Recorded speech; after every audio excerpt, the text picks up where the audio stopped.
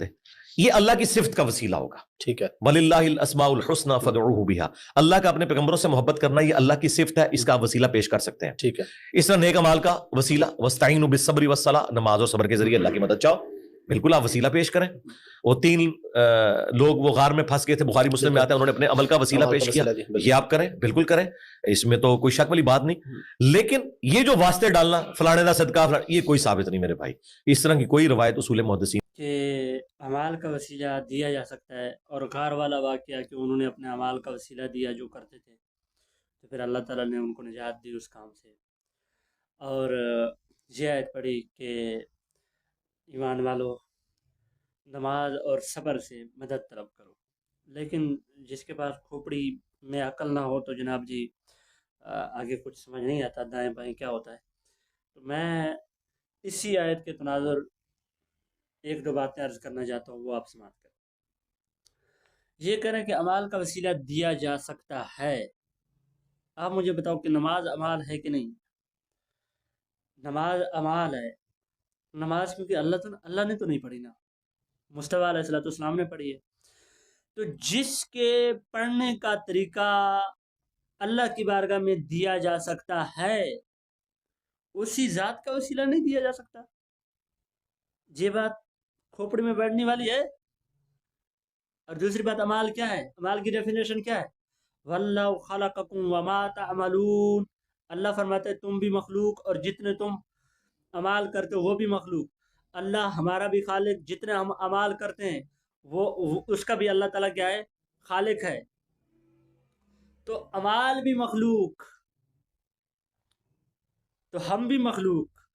اب تحقیق کرو کہ مخلوق میں سب سے افضل و اعلیٰ کون؟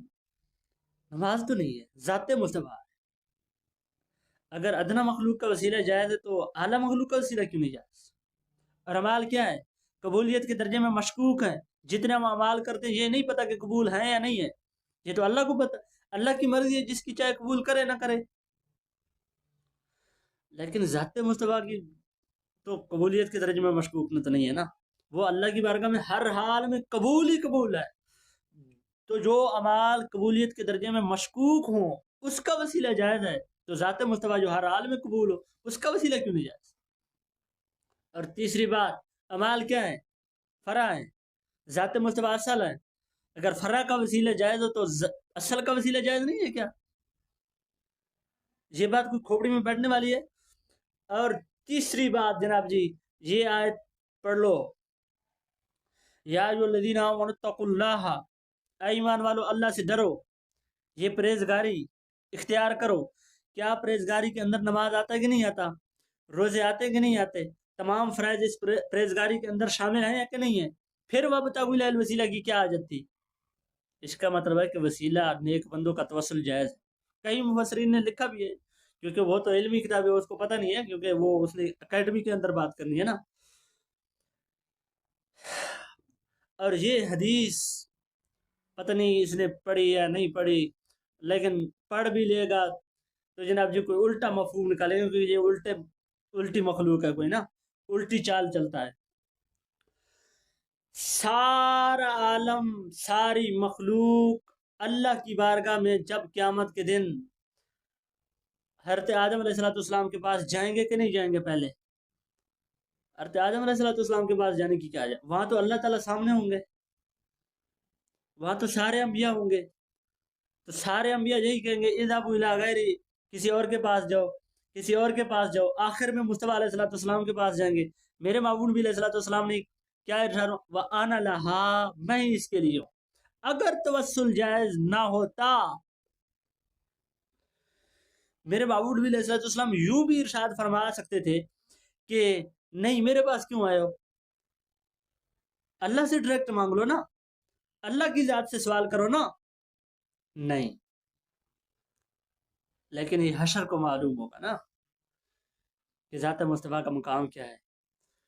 ادھر تو آپ گلے پھاڑ پھاڑ کے جناب جی کہتے ہو کہ نہیں توسل جائز نہیں ہے، یہ ہے وہ ہے.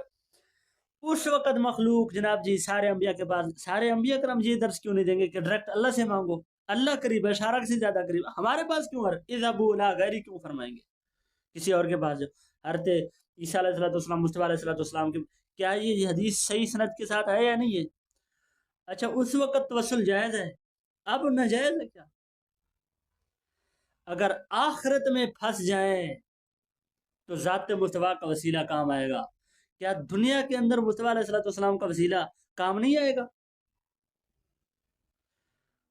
کمال ہے یار، اتنا بڑا جناب جی بلنڈر کہ ذات مصطفیٰ کا وسیلہ جائز نہیں ہے، بس اللہ سے ڈائریکٹ مانگ لو۔ جب اللہ شارک سے زیادہ قریب ہے تو تمام انبیاء کرام اذهبوا الی غیرہ یہ الفاظ کیوں فرق؟ کیا یہ حدیث صحیح نہیں ہے؟ کیا یہ حدیث آپ نے نہیں پڑھی؟ یہ سوال مجھے علمی کتابی اور جناب جی علمی تحقیقی اگر کچھ ہے، اگر کوئی علم ہے تو اس کی روشنی میں مجھے جواب چاہیے، لیکن کبھی بھی نہیں جائے گا یہ ایسے جواب، کیونکہ اس بیچارے کو صحیح طرح کوئی حدیث، عربی حدیث متن کے ساتھ پڑھنی نہیں آتی، اردو عربی بھی صحیح طرح قرآن مجید دیکھ کے بھی نہیں پڑھی۔ کتنے سارے جناب جی دیکھے آپ قرآن حضرات ماشاءاللہ اس کی غلطیاں پکڑ رہا ہے اور ہائی لائٹ کر رہا ہے۔ اللہ تعالیٰ ہمیں ایسے فتنے سے محفوظ فرمائے۔